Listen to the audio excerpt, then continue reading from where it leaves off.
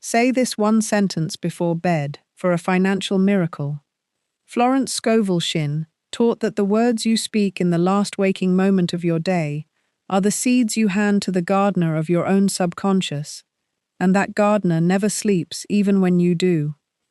There is a verse tucked into the book of Isaiah, chapter 65, verse 24, that has quietly been waiting for you your whole life. It reads, "Before they call, I will answer, and while they are yet speaking, I will hear." Sit with that for one moment. The answer is already moving toward you, before the question has even finished leaving your lips. Florence Scovel Shinn would stop you right there and say, "Do you see it? This is not a promise about someday. This is a description of a supply system so immediate that your calling and its answering happen almost in the same breath. And yet so many of us have been taught the opposite. We have been taught to strive, to chase, to work ourselves into exhaustion, trying to force supply to notice us, when the whole time supply was already leaning in to hear us the moment we opened our mouths. The very way you have been taught to get your miracle, through worry, through pushing, through staying up turning the bill over and over in your mind, is the exact thing standing between you and the miracle itself. So before we go further, let us give your subconscious something better to hold on to tonight than fear. Say it with me. I speak my word in peace. Supply answers me before I finish asking. My word is my wand. Again, I speak my word in peace. Supply answers me before I finish asking. My word is my wand. Now, if something in you just went quiet when you said that, you are not imagining it, and you are not the only one who has spent years falling asleep, rehearsing lack instead of rehearsing supply.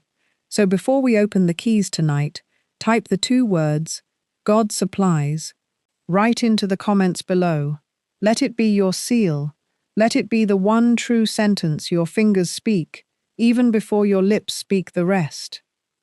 The first key is that your last words at night are not idle chatter, they are instructions. Florence Scovel Shinn taught that the subconscious is deeply obedient. It does not argue with you. It does not weigh your evidence. It simply takes whatever you hand it in that drowsy borderland between waking and sleep, and goes to work making it so. Most people hand it their bank balance, their unpaid bill, their fear of tomorrow, and then they wonder why tomorrow arrives wearing the same tired face as yesterday. But you are going to hand it something else tonight. You are going to hand it one sentence, spoken quietly, almost like a lullaby to your own soul. Something such as, I am one with infinite supply, and infinite supply flows to me now. Notice there is no pleading in that sentence, no bargaining, no long explanation of why you deserve it. It is simply a statement of fact, spoken as though it is already so, because in consciousness, it already is. Think of a woman lying awake, replaying an overdue invoice in her mind. Every time she closes her eyes, the number floats up again, and every morning she wakes more tired and more convinced that she is behind. Now imagine instead she spends those same 60 seconds saying, quietly, my supply is secure. My word is my wand.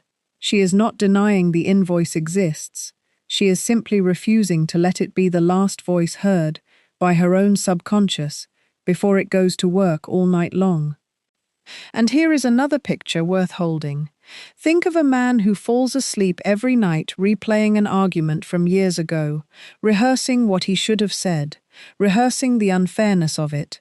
He wonders why that same tight feeling greets him every single morning before his feet even touch the floor.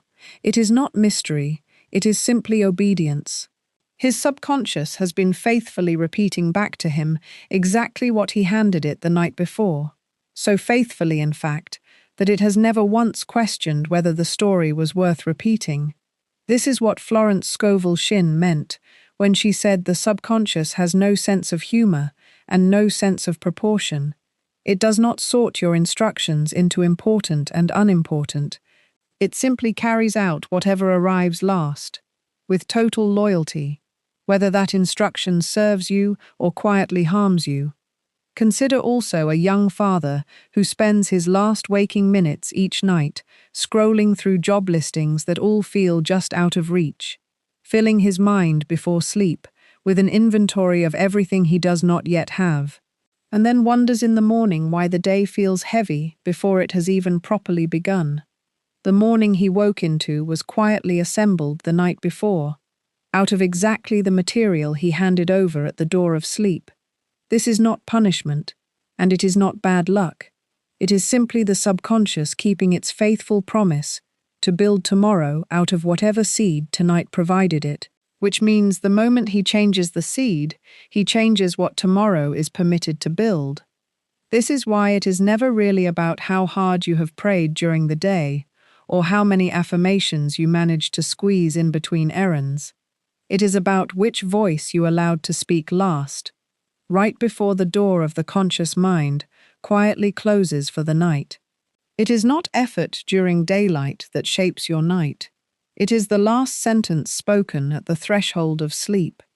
This is the whole secret hiding in plain sight. You get to choose which voice gets the last word, and whichever voice speaks last is the one that grows overnight like a seed left in warm soil. So tonight, before you let your eyes close, ask yourself gently which voice you are about to hand the keys of your own mind to for the next 8 hours, and then choose, quietly, deliberately, the one voice worth trusting with the whole night. I choose my words with care, and I let them be the last voice my soul hears tonight. The second key is that the subconscious mind works like a garden that never rests. Even while your body lies perfectly still, Florence Scovel Shinn often described the subconscious as fertile soil that receives whatever seed you drop into it, without asking whether the seed is a fear or a faith. It simply grows what it is given, and this is worth sitting with for a moment, because the soil itself has no opinion. It does not pause to consider whether your worry is justified or whether your faith is warranted. It does not sort the worthy seed from the unworthy one.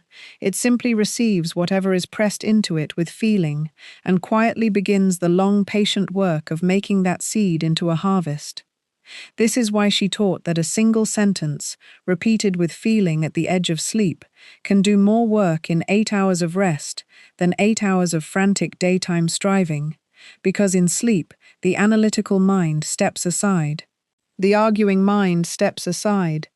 The mind that likes to weigh evidence and demand proof steps aside, and the deeper mind is left alone in the quiet, with nothing else to do but tend to whatever you handed it last. Picture a small shopkeeper who closes his register every night, worried he will not make rent. He counts his losses out loud to his wife. He adds up the empty hours of the afternoon.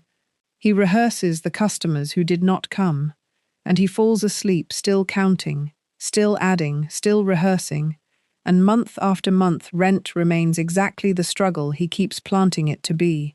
Now picture him instead closing the register and saying quietly to himself, "My business is a channel for infinite supply, and supply flows through me easily." Nothing about his shelves changed overnight. The same stock sits in the same aisles, and yet slowly his customers increase. His ideas sharpen. An opportunity appears that he would have been too anxious to notice before. This is not superstition. This is the plain mechanics of a mind that has been given new instructions and has quietly gone to work, carrying them out exactly the way it was told. Consider, too, a mother lying awake calculating, years in advance, how she will ever afford her children's education, adding imaginary tuition bills in the dark long before a single one has actually arrived. She is planting a harvest of dread for a season that has not even come yet, and the soil, faithful as always, begins quietly growing exactly that. Now imagine her instead saying, softly, "Supply always meets the need at the moment the need arrives," and releasing the calculation for the night. She has not become careless about the future. She has simply stopped forcing her subconscious to farm a field of fear 10 years before harvest season. and a strange calm often follows a woman who finally allows tomorrow to be handled by the same supply that has always handled today. And here is the part most people miss entirely. A garden cannot grow a harvest of peace from a bed of 6 different worries planted in 6 different corners the same night. Imagine a gardener who plants tomatoes on Monday, pulls them up Tuesday to plant beans instead, pulls those up Wednesday out of doubt, and scatters a handful of frightened seeds across the whole plot on Thursday just to see what might come up faster. Nothing in that soil ever gets the chance to root. And it is not because the soil failed him. It is because he never once gave it the same seed twice in a row long enough for it to take hold. This is exactly what happens when you fall asleep one night affirming supply, and the very next night rehearsing the same tired fear you were trying to release. The garden cannot sort your confusion for you.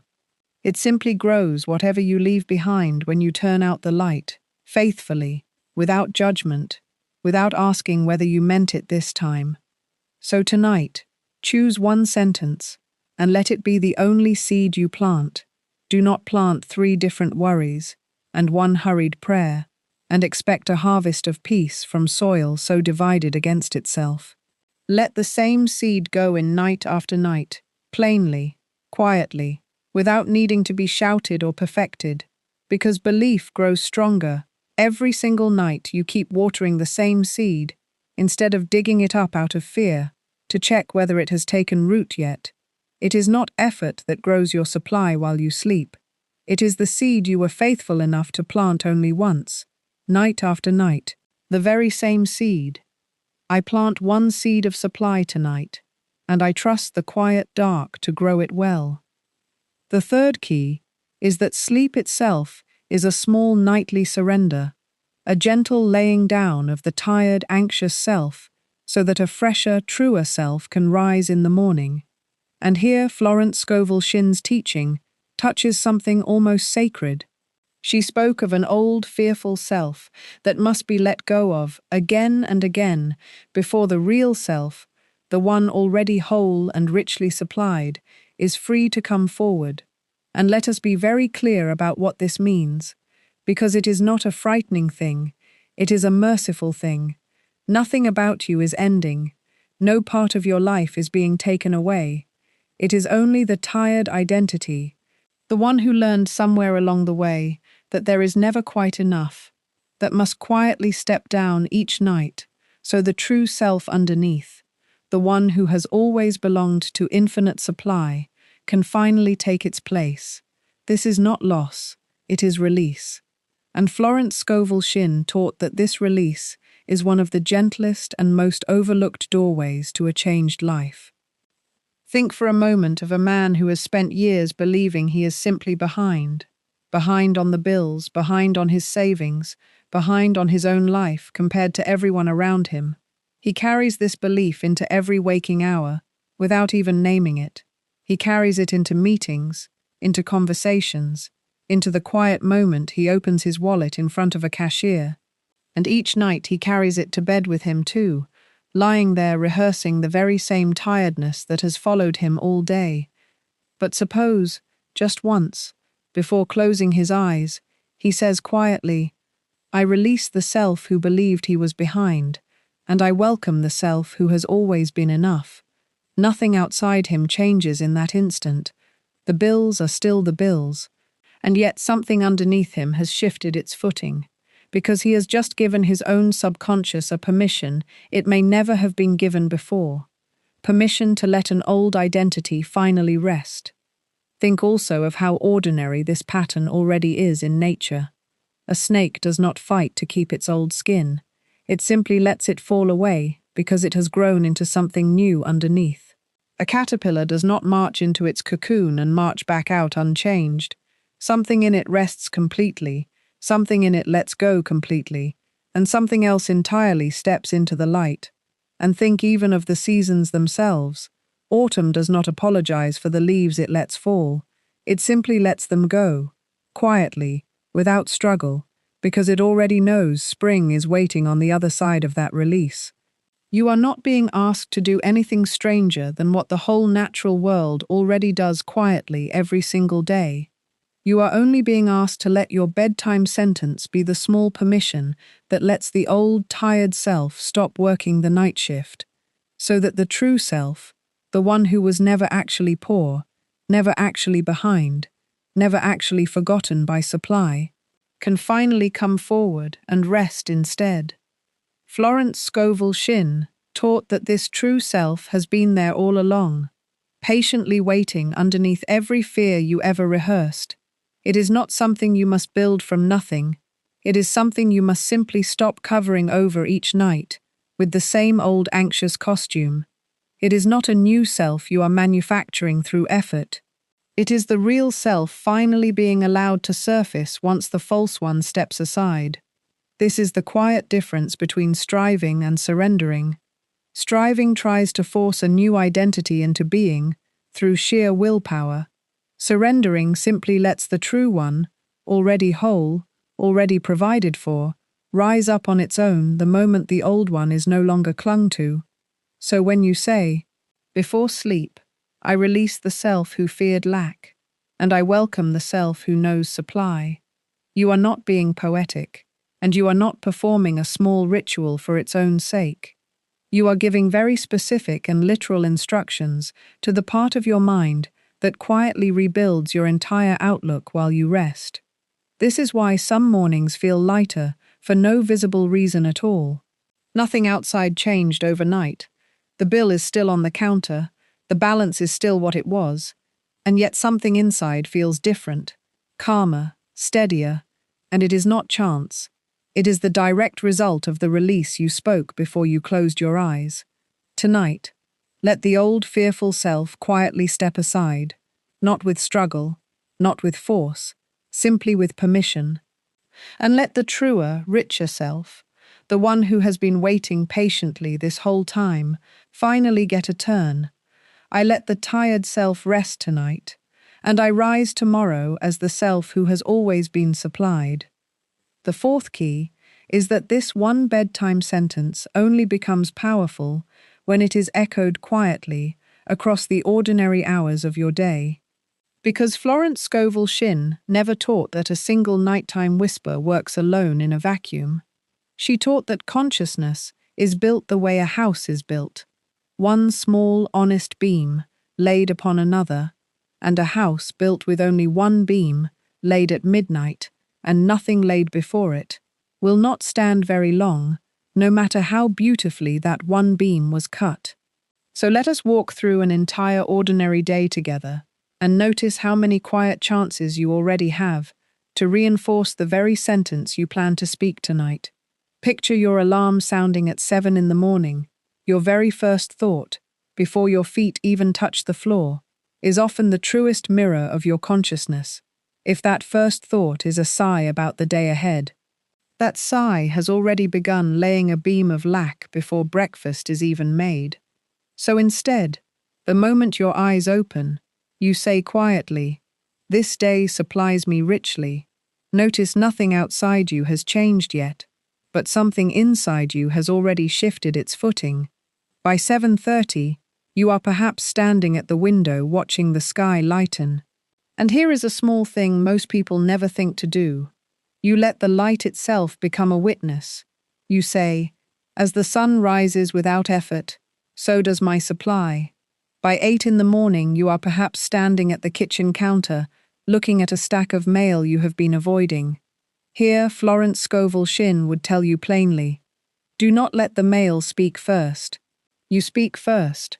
Place your hand lightly on the stack and say, "Every piece of this is handled by infinite supply," and open it in peace rather than dread.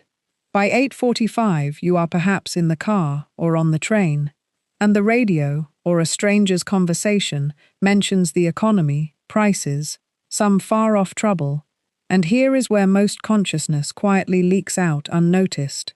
Through the ears, through idle agreement with someone else's fear, so you gently withdraw your attention and repeat inwardly, "My supply does not depend on the economy. My supply depends on my word."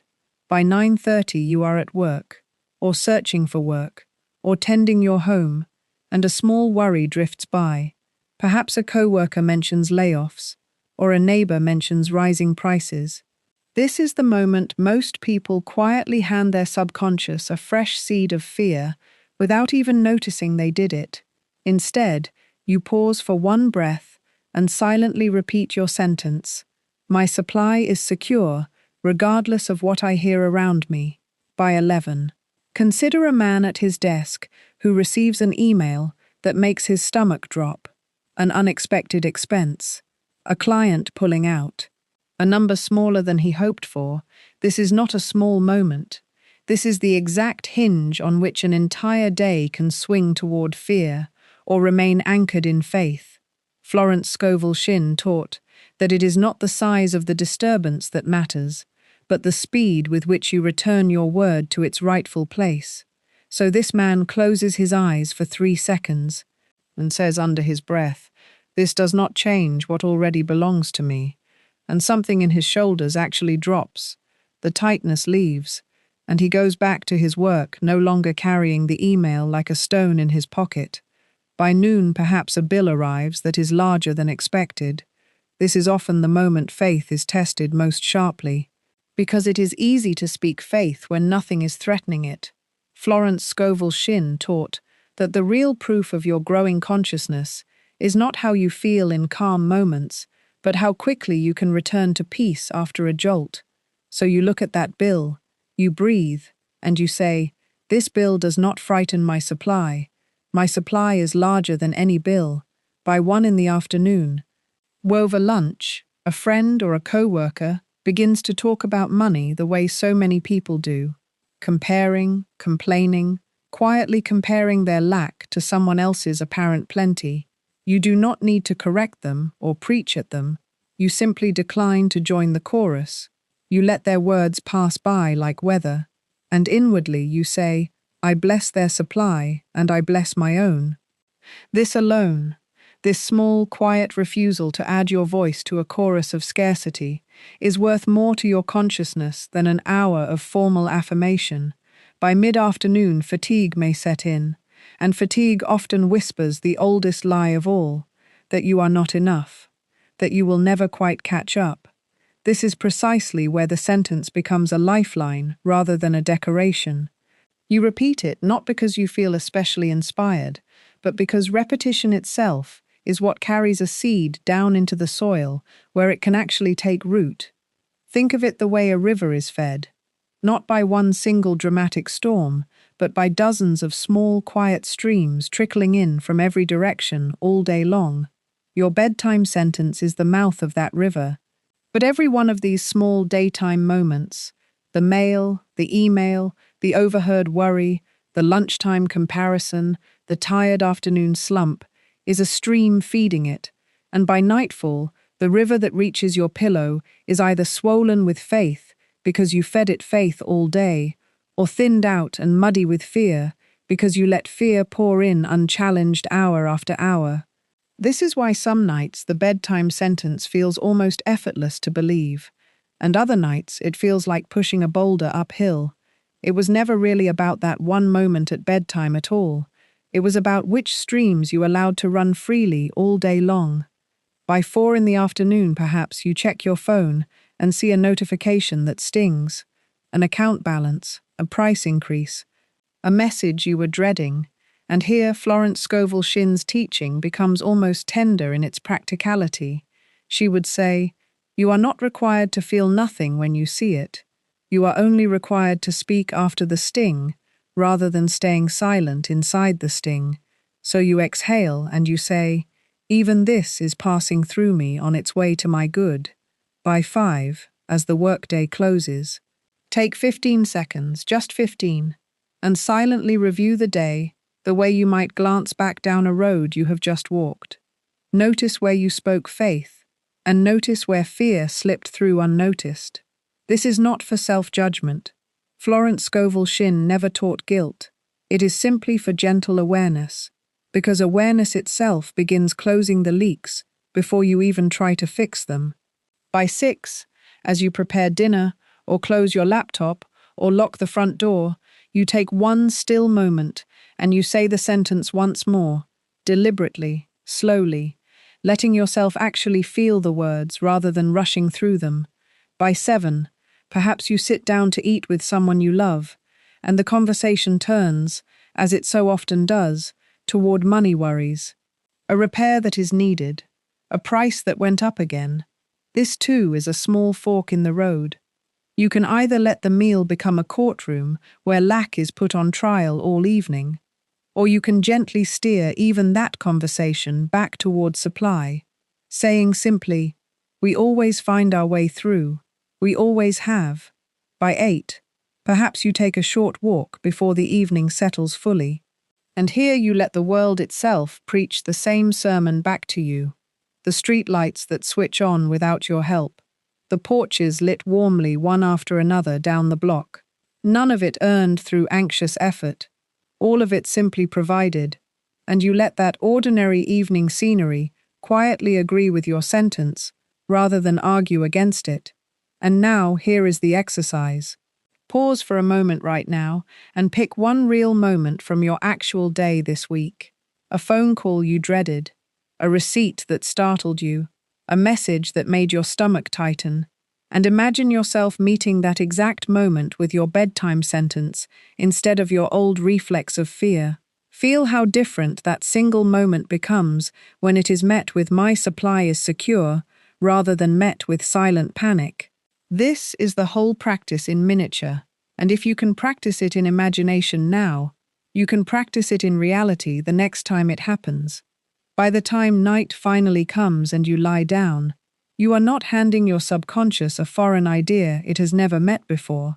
You are handing it a friend it has already spoken with a dozen times since morning. And this is precisely why the sentence spoken before bed becomes so quietly powerful. It is not one lonely whisper trying to outshout an entire day of fear. It is the final, warmest repetition of a truth you have already been practicing since your feet first touched the floor. Think of a choir standing in a great quiet hall, one single voice, singing alone into that vast empty space, can sound thin, almost lost, but the same voice singing as the last note of a chorus that has been building all day, joined by every smaller voice that agreed with it along the way, fills the entire hall without even trying. Your bedtime sentence is that final note, and the whole day was the choir gathering behind it. It is not the nighttime sentence alone that works the miracle. It is the nighttime sentence crowning an entire day that has quietly agreed with it. Tonight I gather every quiet moment of this day into one sentence, and I let that sentence be my rest. Breathe with me for just a moment here. If this teaching is doing something quiet and real in you right now, let it keep reaching you. Subscribe so the next teaching finds you gently right when you need it. The 5th key is short, and it is meant to be, because sometimes the truest teaching does not need to be long to be complete. Florence Scovel Shinn taught that faith is not a feeling you wait to arrive, it is a decision you make and then act on before the feeling ever shows up. So many people delay speaking their sentence at night because they do not yet feel convinced it is true. They lie there testing themselves, waiting for some warm rush of certainty before they will allow the words past their lips. And because that rush never comes on command, they simply stay silent, night after night, mistaking the absence of feeling for the absence of truth. But Florence Scovel Shinn would gently remind you that feeling convinced was never the requirement. Speaking it was. Think of a man standing at a light switch in an unfamiliar house at night. He does not wait until he feels certain the wiring is good before he flips it. He simply flips it, and the light itself is what answers his doubt. He does not need faith in the electricity. He only needs to move his hand. Your sentence works the very same way. You do not need to feel wealthy to say "I am supplied." You only need to say it, and let the saying itself begin turning the current on. Consider a woman named Marta who works at a small diner and counts her tips every night before bed, with a tight, worried feeling in her chest. One evening, she decides to try her sentence. "My supply flows to me now," and the moment it leaves her lips, it sounds almost silly to her, hollow, like a coin dropped into an empty jar. She is tempted right there to stop, to decide clearly this does not work for someone like her, but she keeps speaking it anyway, night after night, even while it still sounds hollow, even while nothing in her tip jar has changed, because Florence Scovel Shinn would tell her plainly that the hollow feeling is not proof of failure, it is simply the sound of an old habit being interrupted for the very first time. Feeling always arrives late. Feeling is the guest who shows up only after the door has already been opened. So do not wait at the door checking your emotions before you speak. Speak first, and let conviction follow quietly behind, like a slower friend catching up. Notice, too, that this is exactly backwards from how most of us were taught to live. We were taught to feel our way into belief, to wait for evidence before we dared to trust it. But supply does not wait for you to feel ready. Supply simply answers the word the moment it is spoken, with any sincerity at all. So speak tonight, even if your voice feels thin. Speak, even if the words feel borrowed. Speak the way Marta spoke, hollow at first, faithful anyway, and let the feeling arrive on its own schedule, rather than yours. Tonight, do not wait for certainty before you open your mouth. Certainty is not the invitation, it is the guest. I speak my word before I feel it, and the feeling always follows the word. The sixth key is that the sentence you speak must be released the moment it leaves your lips, not gripped, not monitored, not checked on nightly like a worried gardener, digging up the same seed again and again to see if it has sprouted yet. Florence Scovel Shinn taught that faith is the substance of things hoped for, and substance, by its very nature, is something solid enough to be set down and trusted to hold its own weight without your hand still wrapped around it. So many people speak a beautiful sentence before bed, and then 5 minutes later lie awake wondering whether it worked, checking their feelings the way you might check a pot on the stove every 10 seconds. And in doing so, they quietly plant a second, contradicting seed right on top of the first, doubt, right beside the faith they just spoke. And the garden cannot grow two contradicting things in the same small plot of soil at once. It is not the sentence that fails on these nights. It is the checking that quietly unplants it before it ever has a chance to root. Think for a moment of a young man who sends a message to someone he hopes will call him back about work. He sets the phone down on the table, and within 30 seconds he has already picked it back up to see whether it has been read. He does this 11 times within the hour, and each time he checks, a fresh small wave of worry washes in, right over the hope he felt the moment he first pressed send. By the end of the day he is worn out, not because the answer never came, but because he spent every hour quietly unsending his own faith, one anxious glance at a time. This is precisely what happens when you speak your sentence before bed, and then lie awake half the night, turning it over in your mind to see whether it has taken hold yet. The checking itself interrupts the very thing being checked for. Faith cannot be spoken and doubted in the very same breath. One of the two has to be laid down. Think also of a woman who plants tomatoes in her small backyard. She waters them gently in the cool of the evening. She speaks kindly to them, the way some quiet gardeners do, and then she walks back into her house and leaves them alone. She does not dig them up before dawn to check on the roots, because some deep old wisdom in her already knows that digging disturbs the very thing she is trying to grow. And if she dug every single morning to inspect the progress, she would spend her whole summer holding torn roots in her hands, instead of tomatoes. Your sentence deserves that same simple trust. Speak it once, and then walk away from it, the way you would walk away from soil you have already tended well. It is not the watering that harms the tomatoes.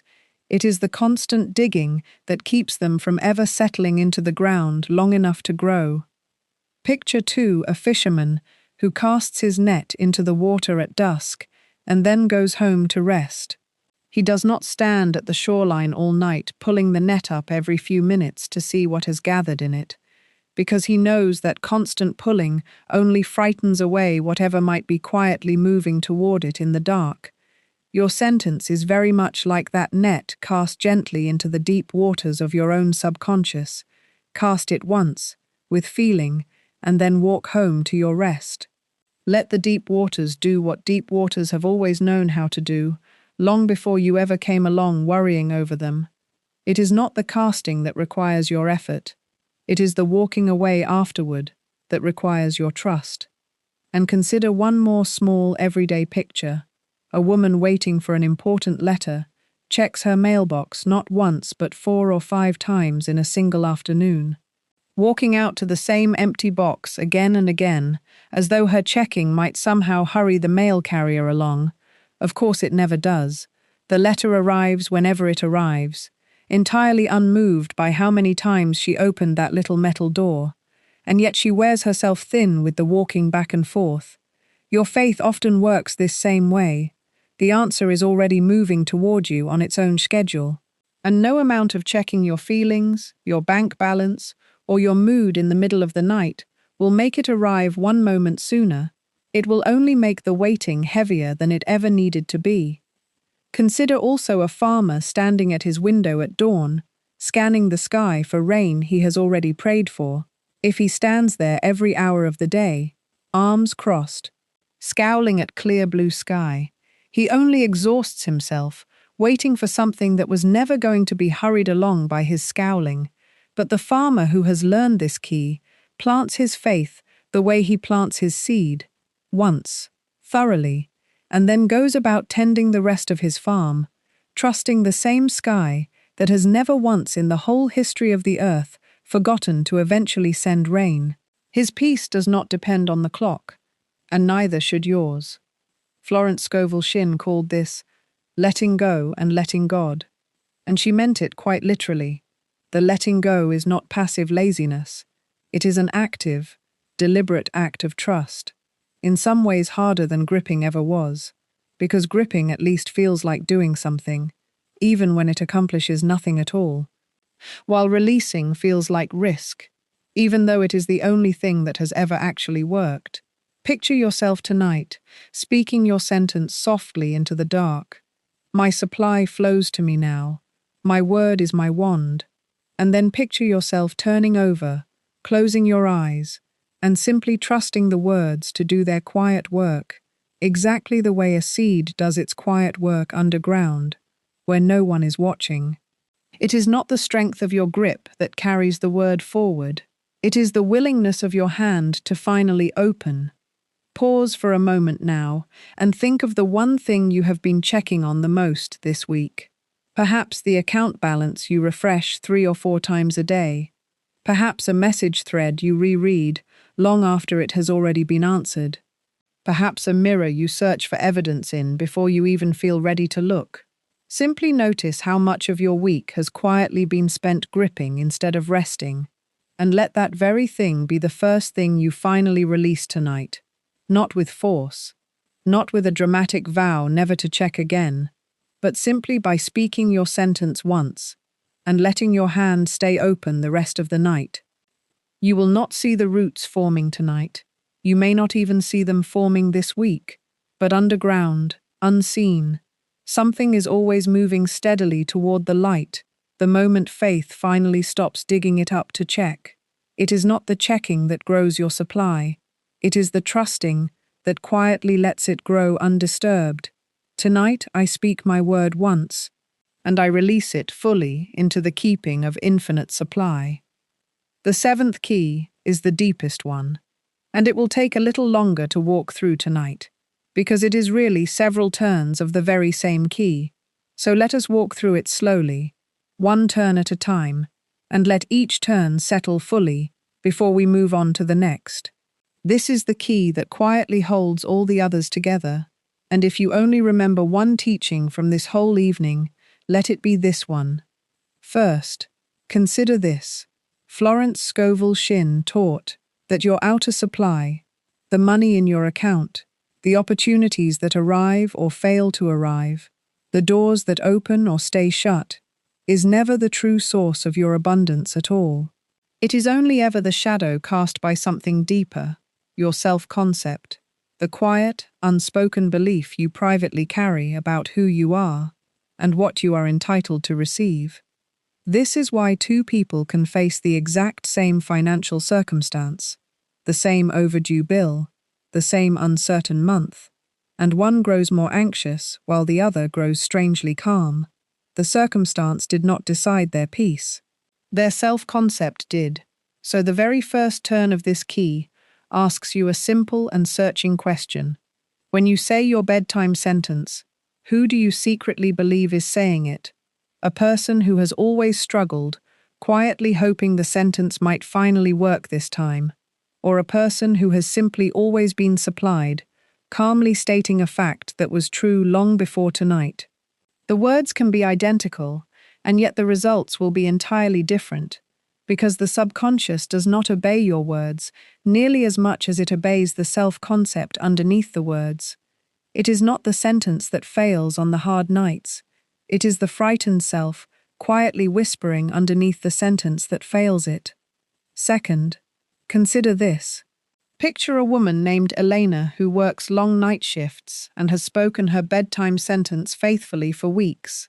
Every evening she says, "I am one with infinite supply," and every morning she wakes and checks her account with a small, tight breath held in her chest, waiting to be disappointed.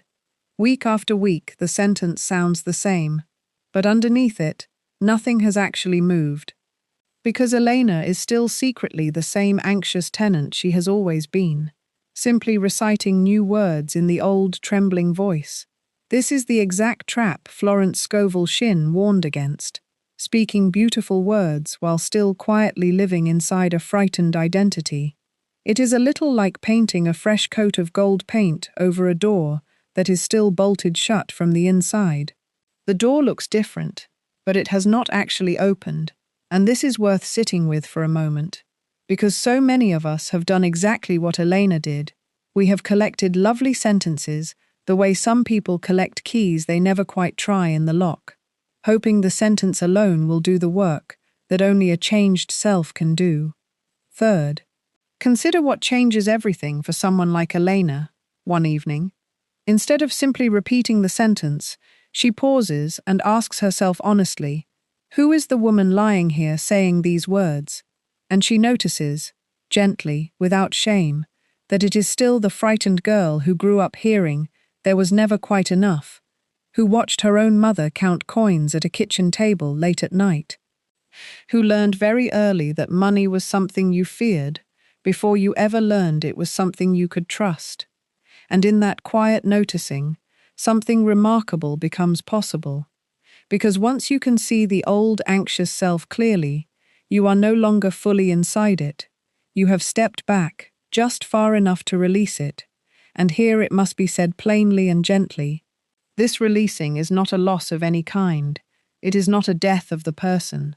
It is only the quiet dissolving of a false and frightened identity that was never truly you to begin with, so that the real self, the one who has never actually been separate from infinite supply, the one who has been waiting patiently underneath the fear the entire time, is finally set free to come forward. This is the tenderest turn of the whole key, because it asks you to be honest about who has been speaking your sentence, and honest enough to let that anxious voice finally rest. Pause for a moment now, and ask yourself the very same question Elena asked. When you speak your own sentence tonight, who is speaking it? Be gentle with whatever answer arrives, because simply seeing it clearly is already the beginning of its release. Fourth, consider how differently a statement sounds once it is spoken by someone who has made this release. Florence Scovel Shinn often pointed out that most people speak affirmations the way a nervous student recites an answer he is not fully sure of, quickly, a little breathlessly, glancing sideways to see if it landed correctly. But a person who has quietly reclaimed their true identity does not recite, they simply state. There is no pleading in a statement. There is only calm ownership. Imagine a young man walking into a room to be considered for a promotion he deeply wants. If he introduces himself with his shoulders curled inward, apologizing before anyone has even asked him a question, the room feels his self-concept before he says a single word about his qualifications. But if that same young man walks in already knowing quietly who he is, without arrogance and without apology, simply steady, the room feels that too, and often responds to it before he has proven anything at all. Your sentence at night works the very same way. The words matter, but the person speaking them matters far more. Think of it this way. A check signed by someone whose name means nothing to the bank will bounce no matter how large the number written on it. But a check signed by someone whose name the bank already trusts completely will clear without a single question asked. Your sentence is the number written on the check. Your self-concept is the signature, and it is the signature, far more than the number, that decides whether the whole thing clears. Fifth, consider this. Once the old identity has been gently laid aside, the sentence you speak stops being a wish, thrown hopefully into the dark, and becomes something closer to a decree. A decree is not a request. It is an announcement made by someone who already understands their own quiet authority. When a person who owns their home decides to repaint a room, they do not ask the walls for permission. They simply begin. Your relationship to supply is meant to feel exactly that ordinary and that authoritative. So when you say, "Tonight, I am one with infinite supply, and my word is my wand," you are not launching a request up into some distant sky and hoping it lands correctly. You are quietly reclaiming a truth that was never actually lost, only forgotten under years of borrowed fear. And Elena, months into this practice, finally noticed the difference the night she said her sentence and felt nothing tremble underneath it at all. Just a plain, settled knowing, the way you know your own name without ever needing to check it. She told a friend later that the strangest part was how unremarkable it felt. No fireworks, no sudden rush of emotion, only a quiet steadiness that had somehow always been there underneath the fear, waiting to be noticed. Sixth, consider this. The reason this key must be walked so slowly is that self-concept rarely shifts through one dramatic moment. It shifts the way tide shifts a shoreline. Patiently, repeatedly, one gentle wave at a time, reshaping what the sand quietly believes about itself. Some nights your sentence will feel like nothing more than words, and that is perfectly fine. You are not required to feel transformed every single evening. You are only required to keep speaking as the self who is already whole, already provided for, already resting safely inside a supply that has never once run dry in the entire history of the universe. Think of a riverbank slowly being reshaped by water that never once shouts or forces its way through. It simply keeps moving, patiently, night after night, and the stone that once seemed permanent is eventually smooth, eventually shaped entirely differently than it began. Your fear is that stone, and your sentence, spoken quietly and faithfully, even on the nights it feels like nothing, is that patient water. It does not need your belief to be complete on the first night. It only needs your willingness to keep speaking on the nights when belief still feels far away, and slowly, wave after wave, night after night, that old, anxious shoreline reshapes itself into something calmer, something more solid, something that no longer flinches at the sound of an unexpected bill or an uncertain month. Seventh, consider this. The true evidence that this key has turned is not a sudden windfall, though those do come. The true evidence is a quiet morning, ordinary in every way, where you simply forget to be afraid.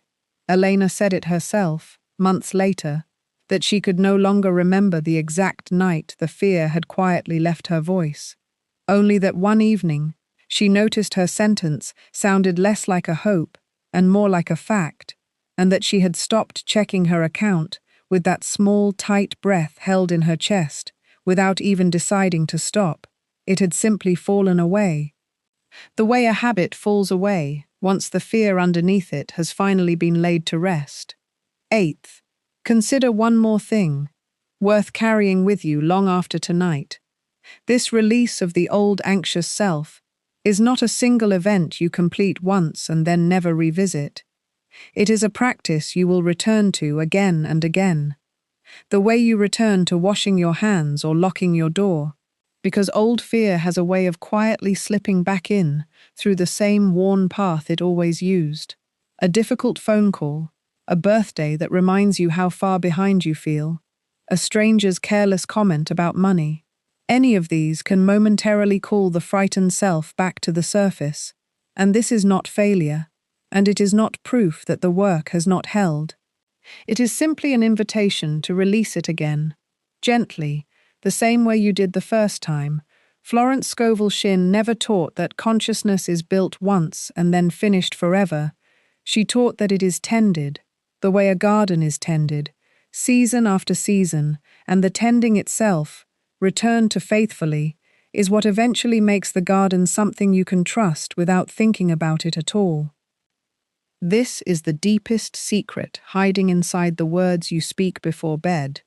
It was never really about the money at all. The money was only ever the visible shoreline. The real work, the real miracle, was always happening underneath, in the quiet reshaping of who you believe yourself to be. It is not the sentence that changes your supply. It is the self who finally believes the sentence that changes everything else around it. And so tonight, before you speak your own words, take one slow breath and let yourself release, quietly and without struggle, whatever frightened self has been whispering underneath your sentence up until now, and let the true self, the one who was never actually poor, never actually behind, never actually forgotten, finally step forward and speak in your place. I release the old frightened self tonight, and I let the true self, always supplied, finally speak in my place. The eighth key is that once your self-concept begins to steady, supply will not always arrive wearing the costume you expected, and Florence Scovel Shinn was very clear about this. She taught that supply moves in ways so varied and so quietly clever that a mind fixed on only one channel will miss half its own miracles simply by staring too hard at the one door it expects them to walk through. So many people speak their bedtime sentence faithfully and then spend the next day watching only their mailbox, or only their bank notification, or only the one job they applied for. And when nothing appears there, they quietly conclude the sentence failed, when in truth, supply may have arrived that very day through an unexpected refund, a forgotten debt repaid, a stranger's small kindness, a sudden idea worth far more than money, an old friend calling with exactly the right connection at exactly the right hour. Florence Scovel Shinn taught that your only real job is to keep your consciousness supplied, and to let the universe choose the channel, because the universe has far more channels available to it than your anxious imagination has ever considered. Let me walk you through a week that happens to almost everyone. A woman applies for a promotion she has wanted for 2 years. She speaks her sentence faithfully every single night. My supply is secure. My word is my wand. And every single morning she checks her email first thing, hoping to see the one message she has decided must be the answer. Monday, nothing. Tuesday, nothing. By Wednesday, she is quietly convinced her words have failed her. And yet that very Wednesday afternoon, her car insurance company calls to say she was overcharged for 2 years and owes a refund. She almost brushes right past it, because in her mind, that was not the miracle she was watching for. Thursday, a neighbor she barely speaks to knocks on her door simply to return a dish and mentions, almost in passing, that her own company is hiring for a role that fits perfectly. By Friday, the promotion still has not come, and she feels the old disappointment rising, until she pauses and finally sees the whole week laid out plainly: the refund, the neighbor, the sudden opening. 3 separate quiet miracles she nearly missed because she had already decided ahead of time exactly which door Supply was allowed to walk through. This is precisely what Florence Scovel Shinn meant when she said the ways of Supply are past finding out, not because Supply is hiding from you, but because it is far too abundant and far too creative to be confined to the single narrow channel your fear insists it must use. It is not the size of the door you are watching that decides your miracle. It is the number of doors you are willing to leave unguarded by fear. Think of a house with 9 windows, and a man who insists on standing at only one of them all day long, arms folded, waiting for the mail carrier, while sunlight and fresh air and the sound of children playing pour freely through the other 8 windows he never once turns to notice. He is not wrong that light is coming into his house. He is only wrong about which window he has decided is the only one worth trusting. Supply behaves exactly this way. It is already filling the whole house. And your only real task is to stop guarding one window so tightly that you forget to feel the warmth already moving through the rest of the room. Picture also a man who prays sincerely for a large check and grows quietly irritated every time a small, unexpected $20 finds its way to him instead, because in his mind, that small amount barely counts. And in his irritation, he actually pushes the very evidence of his own answered word further away. A person who has learned this key receives that same small 20 with real and open delight and says quietly, "Thank you. Supply is moving toward me even now." And in saying it that way, keeps the whole channel wide open rather than narrowing it back down to the one shape his fear had already decided it must take. Gratitude, spoken sincerely over even the smallest sign of movement, becomes a doorway, not because the universe needs to be thanked in order to keep working, but because gratitude keeps your own consciousness soft and receptive, instead of clenched shut around a disappointment that was never really disappointment at all, only supply arriving in a shape you had not yet learned to recognize. Consider also an older man who spent decades believing that supply could only ever arrive through his paycheck, and so every weekend away from work felt to him like a small famine, a stretch of days when nothing could possibly come, until one quiet Saturday, a distant cousin he had not spoken with in years mailed him a small inheritance from an aunt he barely remembered. Arriving on a day he had long ago decided was closed for business as far as supply was concerned, he sat at his kitchen table holding that envelope and laughed softly at himself, not bitterly, but with the gentle laughter of someone finally seeing how small his own expectations had been compared to how wide supply had actually been working all along.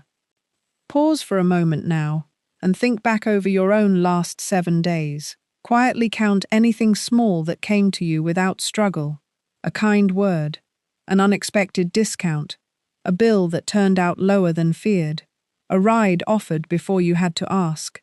Most people let these pass by unlabeled, filed away as ordinary luck rather than named for what they actually are. And Florence Scovel Shinn taught that whatever goes unnamed tends to go unnoticed the next time it arrives too. So name it. Quietly, out loud if you can. That was supply. And watch how much more of it you begin to see, simply because you finally gave it a name worth recognizing. This is also why disappointment so often arrives disguised as delay, the promotion that has not come yet, the answer that has not arrived yet. These can feel like proof that your word failed, when they are very often only proof that supply chose a longer, wiser road toward the very same door, a road that quietly gathers the neighbor, the refund, the unexpected call, before it finally delivers the thing you originally asked for.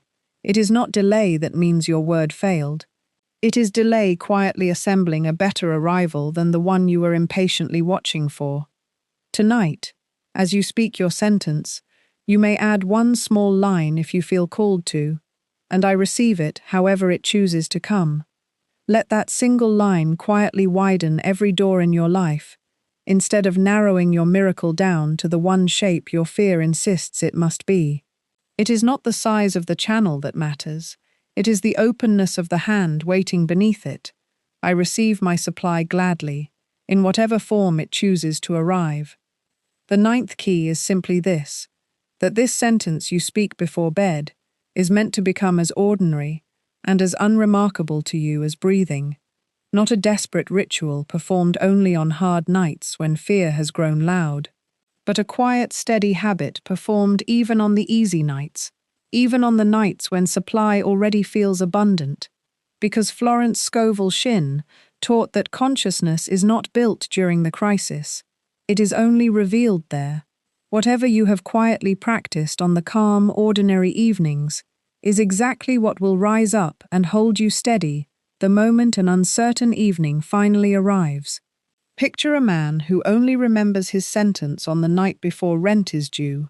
He lies there anxious, whispering it quickly, hoping it will do in one desperate breath what it was always meant to do, across 100 quiet ones. And because he has never practiced it on the calm nights, the words feel thin in his mouth, exactly when he needs them to feel solid. Now picture a second man, no more gifted, no more secure, who has simply said his sentence every single night for a year, on nights when the bank balance was healthy and on nights when it was not, on nights when nothing at all was wrong and there was no reason to say it except that saying it had become his quiet habit. When a hard month finally comes to him too, because it comes to every life eventually, he does not have to search for faith in the dark. Faith is already sitting there waiting, worn smooth and familiar from 100 ordinary evenings before it. This is the whole difference between a sentence spoken in panic and a sentence spoken as a way of life. It is not the crisis that teaches you to trust supply. It is the plain, unremarkable nights that came quietly before it. Think also of how a well-worn path through a field is never made by one single dramatic walk. It is made by the same quiet footsteps returning again and again until the ground itself remembers the way. Your sentence, spoken faithfully across the plain, unremarkable nights, wears exactly this kind of path through your own consciousness, so that when a harder season eventually comes, you are not asked to invent faith from nothing in the middle of a storm. You are only asked to walk the same familiar path your own feet have already worn smooth, long before the storm ever arrived. So tonight, whether your day was hard or easy, whether your accounts feel full or thin, speak your sentence exactly the same, not louder because you are afraid, not softer because you feel safe. Simply steady, simply yours. Think of the many nights ahead of you that will hold nothing dramatic at all. An ordinary dinner, an ordinary walk home, an ordinary lying down at the end of an ordinary day.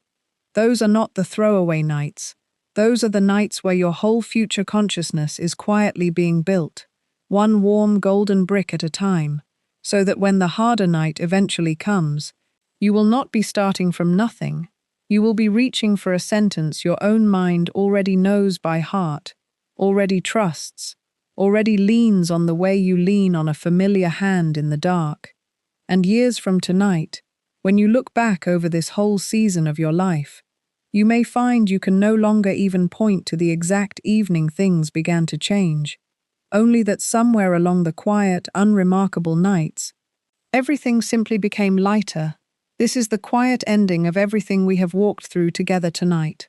One small sentence, spoken sincerely, spoken as someone who already knows who they are, released without gripping, practiced not only in crisis but in peace, is enough, over time, to gently reshape an entire life. I speak my one true sentence tonight, and I let it quietly become the whole shape of my life. Here is the whole picture. It is not the sentence alone that carries the miracle. It is the self who finally believes the sentence.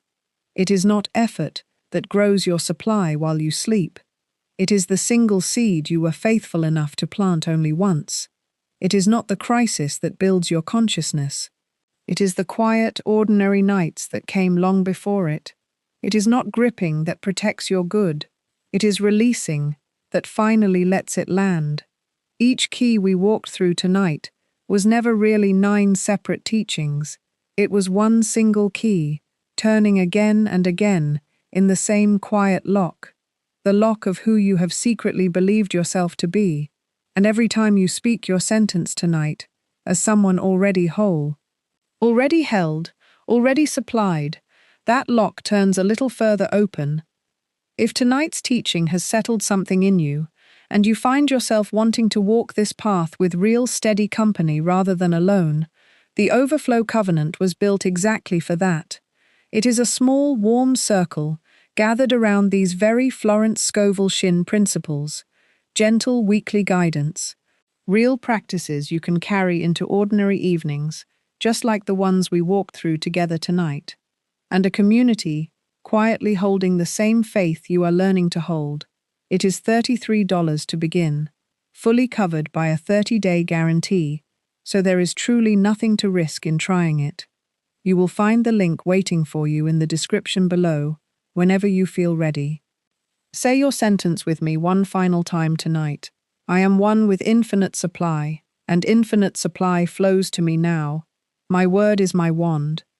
And as you finally close your eyes tonight, remember that the whole miracle was always this simple, one honest sentence, spoken before bed, believed by a self who has finally remembered who they are.